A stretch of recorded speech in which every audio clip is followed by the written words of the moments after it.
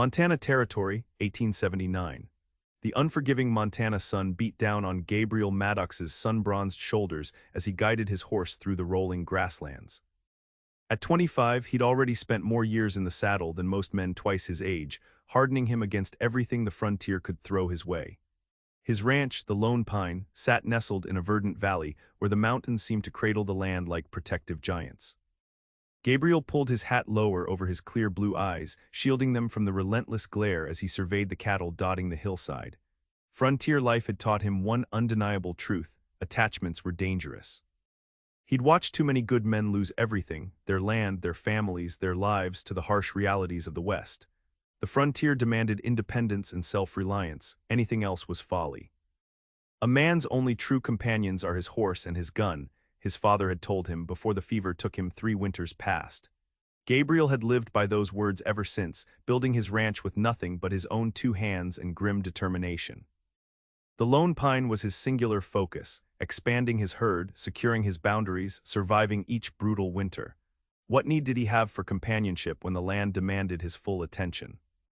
Yet in the quiet evenings when the Montana sky exploded into a canvas of stars, an emptiness would settle in his chest that no amount of hard work could fill.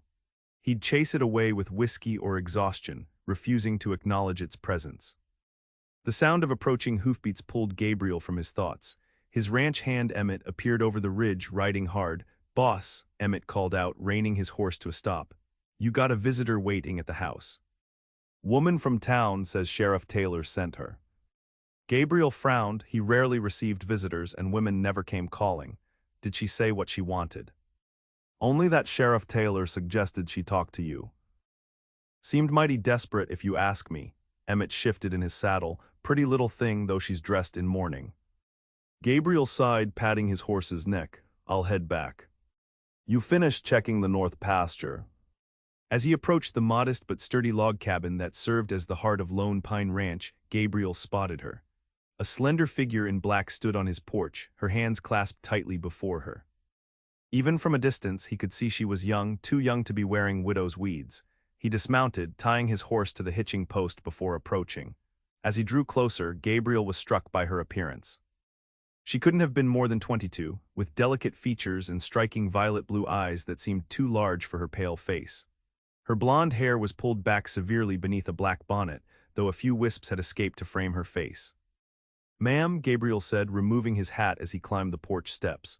"I'm Gabriel Maddox. I understand Sheriff Taylor sent you my way." "Mr. Maddox," her voice was soft but steady. "I'm Zara Reynolds, Mrs. Zara Reynolds. Sheriff Taylor said you might be able to help me." "I'm not sure what help I could offer a lady such as yourself," Gabriel replied cautiously, gesturing toward the door. "But please come inside." The interior of his cabin was simple but clean. Gabriel rarely entertained, especially not women, and he suddenly felt self-conscious about the plainness of his home. "Would you like some coffee?" he offered, more out of remembered courtesy than anything else. "Please." She removed her bonnet, revealing more of her golden hair. Her hands trembled slightly as she placed it on the table. Gabriel busied himself with the coffee pot, trying to ignore the strange discomfort her presence created. Women didn't belong in places like this, alone on remote ranches with strange men. Whatever had brought her here must be serious indeed. "Sheriff Taylor speaks highly of you," she said, breaking the silence. "He said you're an honorable man." Gabriel poured 2 cups of coffee. "The sheriff is generous with his praise. What exactly did he think I could help you with, Mrs. Reynolds?" Zara accepted the cup but didn't drink. "My husband died 3 months ago, influenza. We had a small farm outside of White Rock." "I'm sorry for your loss." "Thomas worked himself to death trying to make that land produce," she continued, her voice tight with emotion. "We came west with such hopes, but the soil was poor and the winters harsh. After he died, I tried to keep the farm going, but," she looked down at her hands, "3 days ago men came. They said the bank was foreclosing, that Thomas had taken loans I knew nothing about." Gabriel leaned against the rough-hewn table. "I'm not sure how I can help with legal matters, Mrs. Reynolds." "I'm not asking for legal help, Mr. Maddox." Determination flashed across her face. "I need work, a place to stay. Sheriff Taylor said you might need help around your ranch, cooking, cleaning, mending." "I'm strong and I learn quickly." Gabriel stiffened. Having a woman living at Lone Pine would complicate everything. His men would be distracted, routines disrupted. More importantly, it would threaten the careful isolation he'd built around himself. Mrs. Reynolds, I don't think. Please, she interrupted, her composure cracking slightly.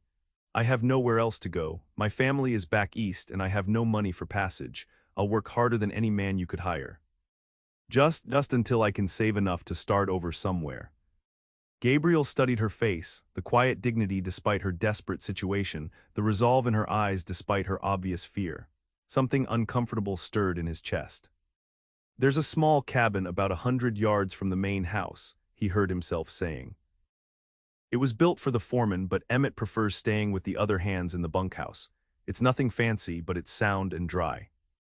Hope dawned across her features. Then you'll let me stay. Gabriel nodded reluctantly. $3 a week plus room and board. You'll cook for me and the hands, keep the main house in order, and handle the mending. If it doesn't work out after a month, we'll part ways, no hard feelings. Relief washed over her face like sunrise over the mountains. Thank you, Mr. Maddox, you won't regret this. But as he showed her to the small cabin, Gabriel couldn't shake the feeling that he'd just invited chaos into his carefully ordered life. Spring was blossoming across the Montana landscape as Zara settled into life at Lone Pine Ranch. The first week had been awkward, Gabriel's 5 ranch hands staring at her like she was some exotic creature whenever she brought meals to the bunkhouse. Gabriel himself remained distant, speaking to her only when necessary, his expressions unreadable. But Zara was no stranger to hard work, and she attacked her duties with determination. Each morning she rose before dawn to prepare breakfast. By the second week, she knew how each man liked his eggs and coffee. She learned their names, their stories, and gradually they began to warm to her presence. Only Gabriel remained aloof, though she often caught him watching her with a puzzled expression, as if she were a problem he couldn't quite solve. One evening, as May turned the meadows into a riot of wildflowers, Zara was gathering eggs from the henhouse when she heard shouting from the corral. She hurried toward the sound to find Gabriel, and the hands gathered around a magnificent black stallion that reared and bucked against the ropes restraining it. That devil's not worth the trouble, one of the hands was saying. Better to put him down before he kills somebody. He's the finest stock I've seen in years, Gabriel countered, his voice firm. He just needs time and patience. The stallion lunged, nearly catching one of the men with its hooves. Zara gasped, drawing Gabriel's attention. Mrs. Reynolds, you shouldn't be here, he called out. It's not safe. But something about the wild horse captivated her. He's frightened, she said, setting down her basket and approaching the fence. Look at his eyes.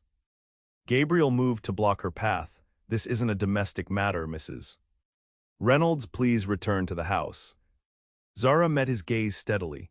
I grew up around horses, Mr. Maddox. My father raised them in Virginia. Surprise flickered across his face. It was the first personal detail she'd shared since arriving. After a moment's hesitation, he stepped aside. Zara approached the corral slowly. The stallion's eyes rolled wildly, but she began to speak in a low, soothing voice. You're magnificent, aren't you? Too proud to submit easily. I understand that. The horse snorted, pawing the ground but settling somewhat at her voice.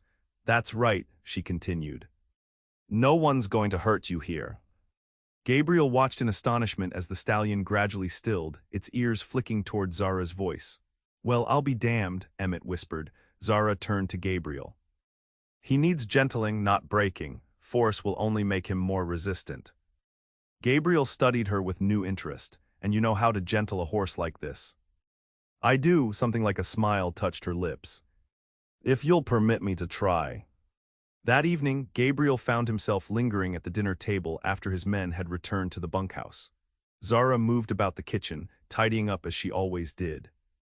Where in Virginia did your family raise horses? He asked, surprising them both with the question. Zara paused, a dishcloth in her hand. Shenandoah Valley. My father had a modest breeding operation before the war. Her expression grew distant. We lost everything when the fighting came through. Gabriel nodded. The war had redrawn the boundaries of countless lives. How did you end up in Montana? Thomas, my husband, had read about the Homestead Act. Free land seemed like a miracle to a man with nothing. She resumed, wiping down the table. He was a dreamer, always saw possibility where others saw only hardship.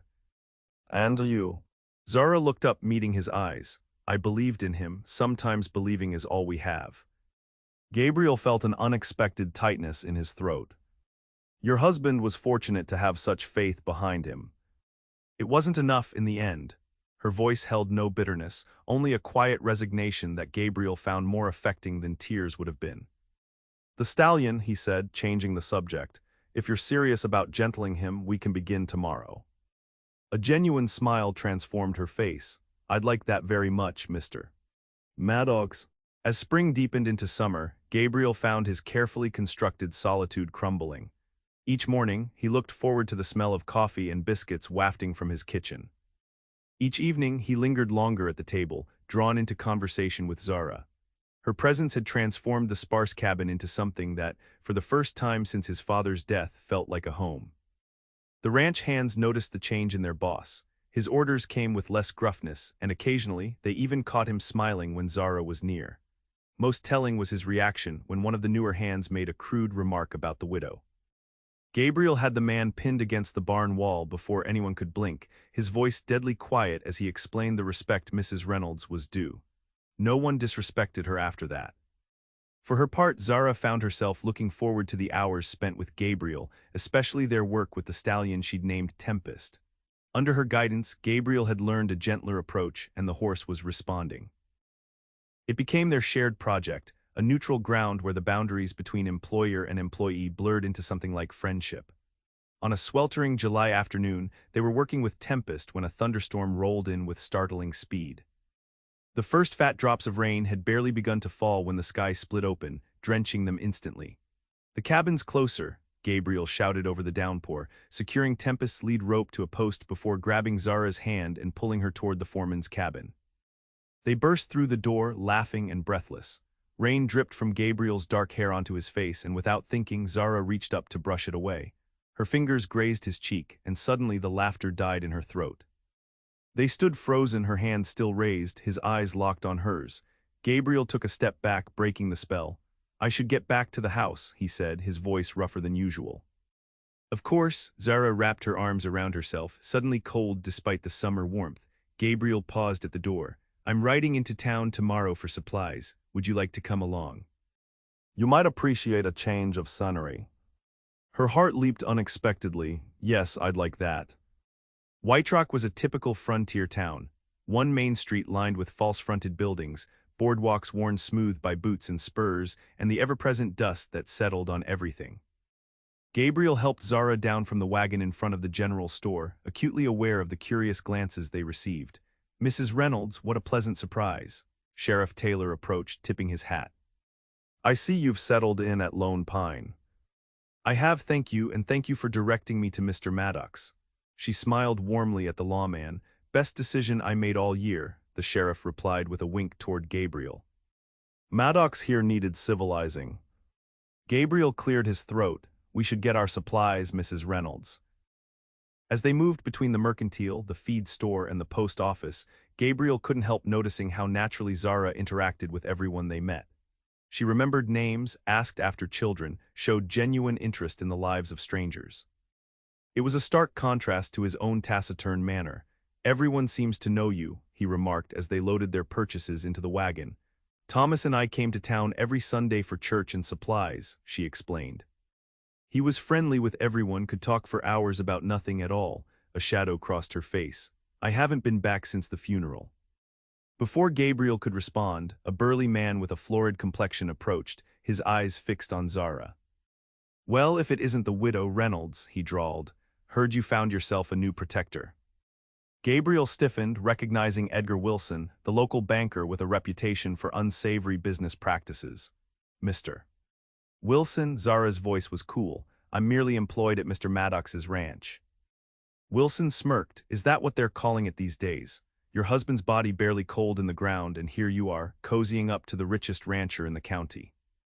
Gabriel stepped forward, his hand instinctively moving toward his gun. That's enough, Wilson. The truth hurts, doesn't it, Maddox? Wilson sneered. Did she tell you about the other debts, the ones not covered by the farm? Your little widow here owes the bank nearly $500.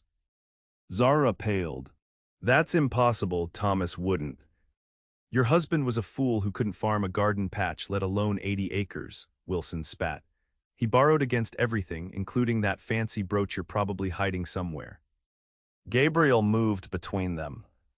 Whatever business existed between you and Mr. Reynolds died with him. Mrs. Reynolds is under my protection now, and I suggest you remember that. Wilson's eyes narrowed. Protection, eh? Well, just so you know what you're protecting, the debt remains, and I aim to collect one way or another. He tipped his hat mockingly before sauntering away. The ride back to the ranch was silent, the earlier camaraderie shattered. Gabriel kept glancing at Zara, who sat rigid beside him, her eyes fixed on the distant mountains. I knew nothing of Thomas's debts, she finally said as the ranch came into view. I swear it. I believe you, Gabriel replied quietly. I should have told you about the foreclosure. They took everything, furniture, tools, even Thomas's pocket watch. Her voice cracked. All I have left are my clothes and my mother's brooch. It's the only thing of value I possess. Gabriel guided the horses toward the barn. Wilson is a snake. He's driven half the small farmers in the county into ruin with his lending practices. Nevertheless, if the debt exists, I must honor it. She finally turned to look at him. I may need to find work elsewhere, somewhere that pays more. The thought of Zara leaving sent an unexpected jolt of panic through Gabriel. No, he said more sharply than intended, that won't be necessary. We'll figure something out. That night, Gabriel sat alone on his porch, watching the stars emerge over the mountains. Wilson's words kept echoing in his mind, along with the wounded look in Zara's eyes. The thought of her working in some saloon, or taking in laundry to pay off a debt she never knew existed filled him with a cold rage. More disturbing was the realization of how deeply he'd come to care for her. In just a few months, she had transformed his life in ways he hadn't thought possible. The Lone Pine no longer felt like a fortress against the world, but a home waiting to be filled. It was a dangerous path his heart was leading him down. The frontier had no mercy for men who allowed themselves to be vulnerable. He'd seen it destroy his own father after his mother's death. Yet the thought of returning to his solitary existence, of never again seeing Zara's smile across the breakfast table or hearing her voice soothing Tempest, felt unbearable. Gabriel stood abruptly. He needed to think, and there was only one place where his mind cleared, the high meadow overlooking the ranch. He saddled his horse and rode out into the night, unaware that his departure had been observed from the window of the foreman's cabin. Zara couldn't sleep. The encounter with Wilson had resurrected all her fears about the future. For a brief time at Lone Pine, she had begun to feel secure again, to believe that perhaps she could build a new life. Now that security was threatened, not just by the debt but by the shame of Gabriel knowing her desperate circumstances. She stepped outside, needing air, and saw Gabriel riding away from the ranch. On impulse, she decided to check on Tempest. The stallion had become a source of comfort over the past months, his gradual trust in her a small victory she cherished. The barn was quiet except for the occasional shuffle of hooves and soft nickering of horses. Tempest greeted her with a gentle nuzzle, so different from the wild creature he'd been just months ago. At least I've done one good thing here, she whispered, stroking his sleek neck. You've done far more than that. Zara whirled around to find Emmett leaning against a stall door, a pipe in his hand. I didn't mean to startle you, ma'am. Just checking on the new foal. It's all right, she smoothed her skirt nervously. I couldn't sleep. Emmett nodded sagely, saw the boss ride out. He does that when he's troubled, heads up to the high meadow to think. He puffed on his pipe. Never seen him do it as much as he has since you arrived, though. Zara felt heat rise to her cheeks. I'm afraid I've brought complications to Mr. Maddox's life. That man needed complicating. Emmett tamped down his pipe. Known Gabriel since he was knee-high to a grasshopper.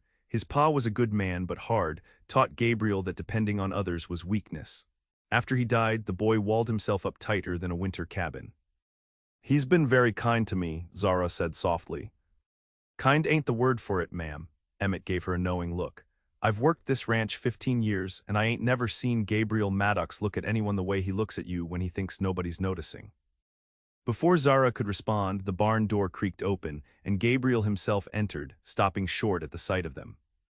Emmett, Mrs. Reynolds, his eyes moved between them, questioning. Just checking the foal, boss, Emmett said, straightening, and now I'll be turning in. Good night, ma'am, boss, he nodded to each of them before slipping out into the night. Gabriel approached slowly. You should be resting. Tomorrow's Sunday, you don't have to cook breakfast. I couldn't sleep, Zara admitted, turning back to Tempest. I kept thinking about what Mr. Wilson said. Gabriel moved to stand beside her, his shoulder nearly touching hers as they both faced the stallion. Wilson preys on people's misfortunes. Your husband was likely desperate to make the farm succeed. He was, Zara whispered. Each season he'd say, "This will be the one, Zara. This year the land will give back what we've put into it." But it never did. The Northern Territories aren't kind to farmers, especially those without experience. Gabriel's voice was gentle. It wasn't his fault, and it certainly wasn't yours. Tears pricked at Zara's eyes. I just feel so foolish, so naive. We came west with such dreams. Dreams aren't foolish, Gabriel said, surprising her. Dangerous, maybe. But not foolish. Zara turned to look at him, struck by the unexpected vulnerability in his expression.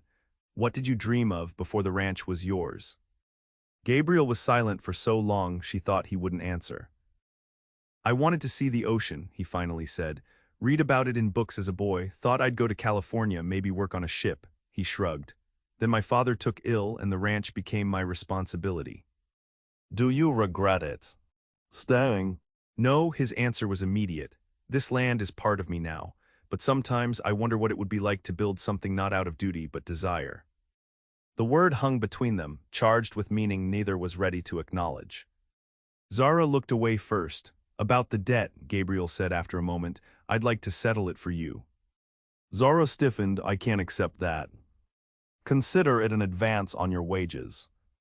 It would take years to repay $500 at $3 a week, she protested. Gabriel turned to face her fully, then stay years. The simple request spoken so plainly stole her breath. Mr. Maddox. Gabriel, he interrupted. After all this time, I think you might call me Gabriel. Gabriel, she repeated, the name feeling intimate on her tongue. I don't want your charity. It's not charity I'm offering, Zara. He spoke her name with such tenderness that she felt it like a physical touch. It's a future here at Lone Pine. Before she could respond, the sound of approaching riders shattered the moment. Gabriel's head snapped toward the barn door, his hand moving instinctively to his gun. Stay here, he ordered, his demeanor instantly changing, and stay quiet. Zara's heart pounded as Gabriel moved silently to the barn door, peering out into the darkness. She heard men's voices, then Gabriel's, too low to make out the words. After what seemed an eternity, he returned, his expression grim. Rustlers hit the Petersons' place, he explained, already moving to saddle his horse. Drove off half their herd and shot one of their hands, sheriffs forming a posse. You're going after them's now. I have to. Cattle thieves are getting bolder. If they're not stopped, no ranch is safe. He cinched the saddle with practiced efficiency. I've asked Emmett to keep an eye on you. Stay close to the house until we return. Zara nodded, fear gripping her heart. Be careful. Gabriel paused, looking at her intently. When I return, we'll finish our conversation. It wasn't a question but a promise. I'll be here, she replied softly. With one last look, Gabriel mounted and rode out into the night, leaving Zara alone with the horses and her turbulent thoughts. 3 days passed with no word from the posse. Zara moved through her duties mechanically, her mind constantly straying to the dangers Gabriel might be facing. Emmett assured her that Gabriel was the best tracker in the territory and could handle himself in a fight, but his words brought little comfort. On the 4th morning, as Zara was gathering eggs, the sound of approaching horses brought her running toward the main house. Relief flooded her at the sight of Gabriel riding at the head of his men, dusty and tired but whole. She wanted to run to him, propriety be damned, but held herself in check as the men dismounted. Gabriel's eyes found hers immediately, a silent communication passing between them before he turned to give instructions to his hands. It wasn't until evening, after the men had eaten and retired to the bunkhouse, that Gabriel sought her out. She was on the porch of the main house, watching the sunset paint the mountains gold and crimson. You're still here, he said, coming to stand beside her. I said I would be. She studied his face, noting the new lines of fatigue around his eyes. Did you find the rustlers? We did. They won't trouble anyone again. His voice was flat, and Zara understood without being told that blood had been shed. Such was the law of the frontier, swift and final. I worried, she admitted quietly. I'm not easy to kill, a ghost of a smile touched his lips. Too stubborn, my father always said. They stood in companionable silence as the last light faded from the sky and stars began to appear. When Gabriel finally spoke, his voice was different, softer, less certain. "I've been thinking these past days about what Wilson said about your situation." He turned to face her. "I have a proposition for you, Zara, one that would solve your debt problems permanently." Her heart quickened. "What sort of proposition?" "Marry me." The words hung in the evening air, shocking in their directness. Zara stared at him, unable to form a response. Gabriel continued, his words coming faster now. "It would be a practical arrangement. You'd have security, a home, the debt would be settled, and he hesitated. "I've grown accustomed to having you here. The ranch runs better with you on it." Disappointment crashed through Zara like a physical blow. A practical arrangement. Of course, what had she expected? "I see," she said, struggling to keep her voice steady. "A business proposition." Gabriel frowned. "That's not." "It's very generous of you, Mr. Maddox." She reverted to formality, needing its protection. "But I can't accept." "Why not?" Confusion and something like hurt crossed his features. "Because I've been in one marriage of convenience already." The words spilled out before she could stop them. "Thomas married me because he needed someone to cook and clean and warm his bed while he chased his dreams. I married him because I had nowhere else to go after the war. There was fondness between us, but never love." She looked away, blinking back sudden tears. "I won't make that mistake again." Gabriel was silent for so long that Zara thought he might simply walk away. When she finally gathered the courage to look at him, she was startled by the intensity in his gaze. "Is that what you think this is?" he asked, his voice rough with emotion. "A marriage of convenience?" "Isn't it?" "You said yourself it would be practical." "Because I'm a fool who doesn't know how to speak of feelings," he interrupted, stepping closer. "Because every time I look at you, I forget the words I rehearsed in my head." Zara's breath caught. "Gabriel." "I was raised to believe that needing someone was weakness," he continued. "That a man stands alone or not at all, but these past months with you," he ran a hand through his hair in frustration. "I don't want to stand alone anymore, Zara. I want you beside me, not as my housekeeper or my cook, but as my wife, my partner." Hope bloomed in her chest, tentative but growing. "And the debt." "To hell with the debt," Gabriel said fiercely. "I'd pay 10 times that amount just to see you smile each morning. That's not why I'm asking. I'm asking because the thought of you leaving Lone Pine, leaving me, is unbearable." Zara reached out, hesitantly placing her hand on his chest, feeling his heart thunder beneath her palm. "Ask me again," she whispered. "Ask me properly." Understanding dawned in Gabriel's eyes. He took her hand in his touch gentle despite the calluses earned from years of ranch work. "Zara Reynolds," he said solemnly, "I love you. Will you marry me, not for practicality or security, but because I believe we could build something beautiful together?" Joy surged through her, bright and unexpected. "Yes," she answered, her voice breaking on the word. "Yes, I will marry you, Gabriel Maddox." His smile transformed his entire face, erasing years of solitude and carefully maintained distance. With a tenderness that belied his strength, he drew her into his arms, his lips finding hers in a kiss that spoke of longing finally fulfilled. When they parted, breathless and smiling, Gabriel pressed his forehead to hers. "I never believed in second chances," he murmured. "Never thought I'd find someone who could make Lone Pine feel like home." "And I never thought I'd find love in this wilderness," Zara replied. "Yet here we are." As the stars wheeled overhead and the night deepened around them, they remained on the porch, planning their future with the newfound freedom of hearts finally unguarded. The wedding took place on a perfect September afternoon, when the aspens were turning gold against the evergreens. The entire town of White Rock turned out for the occasion, curious to witness the marriage of the reclusive rancher and the widow who had captured his heart. Sheriff Taylor performed the ceremony on the porch of the main house at Lone Pine, with Emmett standing proudly as Gabriel's best man. Zara wore a simple dress of pale blue, her mourning period respectfully concluded, with wildflowers in her golden hair. Gabriel, clean-shaven and solemn in his best suit, couldn't take his eyes off her as she approached on the sheriff's arm. Their vows were straightforward and heartfelt, spoken clearly for all to hear. When the sheriff pronounced them husband and wife, the cheer that went up from the assembled ranch hands and townspeople startled a flock of birds from nearby trees. The celebration continued well into the evening, with dancing and feasting under lantern light. Edgar Wilson was notably absent, having reluctantly accepted Gabriel's settlement of Zara's debt the week before. The banker had been furious to lose his hold over her, but was no match for Gabriel's determination. As the party wound down and guests began to depart, Gabriel found Zara at the edge of the gathering, watching the revelry with shining eyes. "Happy Mrs. Maddox?" he asked, slipping an arm around her waist. "Completely," she answered, leaning into him, "though it still feels strange, having a new name, a new life." "Having a husband who actually loves you," Gabriel added, kissing her temple. "That most of all," she turned in his arms to face him. "I keep expecting to wake up and find this has all been a dream."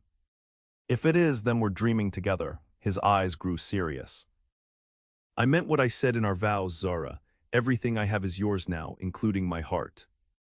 Later that night, after their guests had departed and they were finally alone in the main house, their house now, Gabriel led Zara to the bedroom. On the dresser sat a small wooden box. "A wedding gift," he explained, gesturing for her to open it. Inside, nestled on a bed of velvet, was a silver locket, intricately engraved with their initials. "It's beautiful," Zara breathed, lifting it carefully. "Open it," Gabriel urged. She did, and found inside a tiny painting of Lone Pine Ranch as seen from the high meadow, with the mountains rising majestically behind it. "So you'll always remember this is home now," Gabriel said softly. "Our home." Tears welled in Zara's eyes as she turned to him. "I could never forget. You gave me a home when I had nothing, Gabriel. And now you've given me your heart. And you've given me a reason to make Lone Pine more than just a piece of land," he replied, taking her in his arms. "You've made it a place worth coming home to." Autumn deepened into winter, the ranch blanketed in snow that transformed the landscape into a glittering wonderland. Inside the main house, warmth and happiness reigned as Gabriel and Zara settled into married life.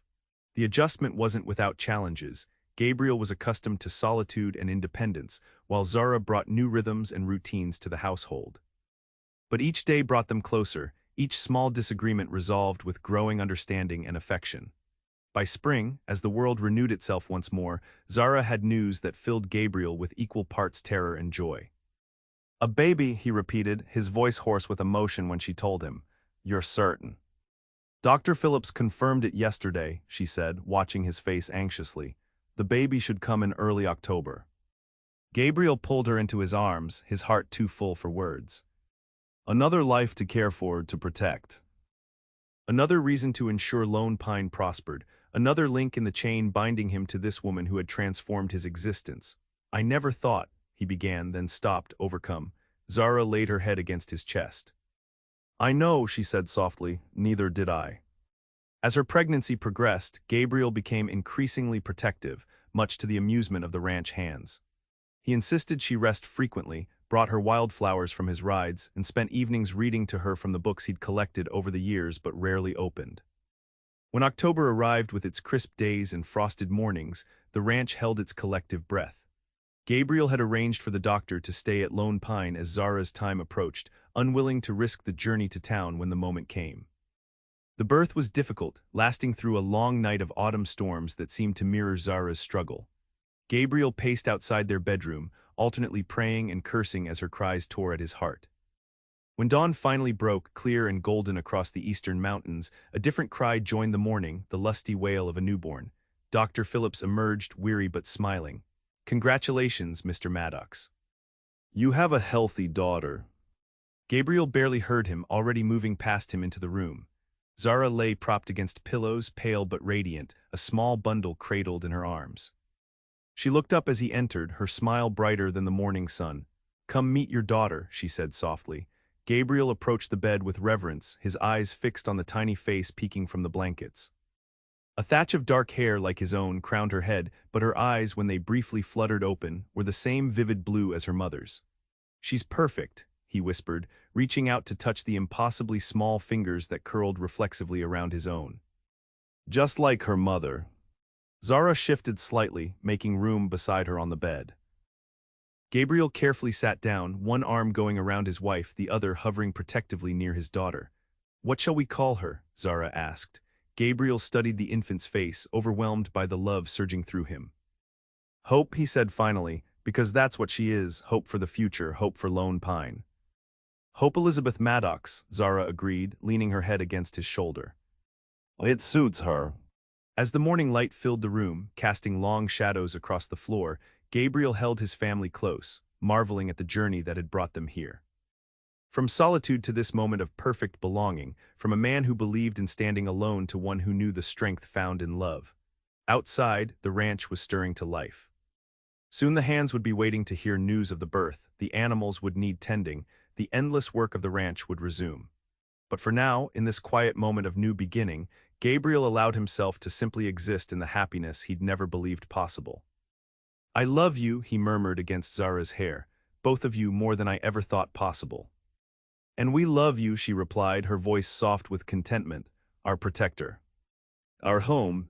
The years would bring their share of hardships, harsh winters, cattle disease, the inevitable challenges of frontier life. But they would also bring joy in abundance. Hope's first steps across the cabin floor, the birth of a son 2 years later, the gradual expansion of the ranch as Gabriel's careful management and Zara's practical wisdom bore fruit. Lone Pine became known throughout the territory not just for the quality of its stock, but for the warmth of its hospitality. Travelers spoke of the handsome rancher and his beautiful wife, of children's laughter echoing across the valley, of a place where the harshness of the frontier gave way to something more enduring. And on quiet evenings, when the work was done and the children asleep, Gabriel and Zara would often sit on their porch, watching the stars emerge over mountains that no longer seemed like sentinels of isolation, but guardians of their happiness. In those moments they would remember how it began, a desperate widow asking a solitary cowboy for help, and finding, against all expectation, a love that transformed them both.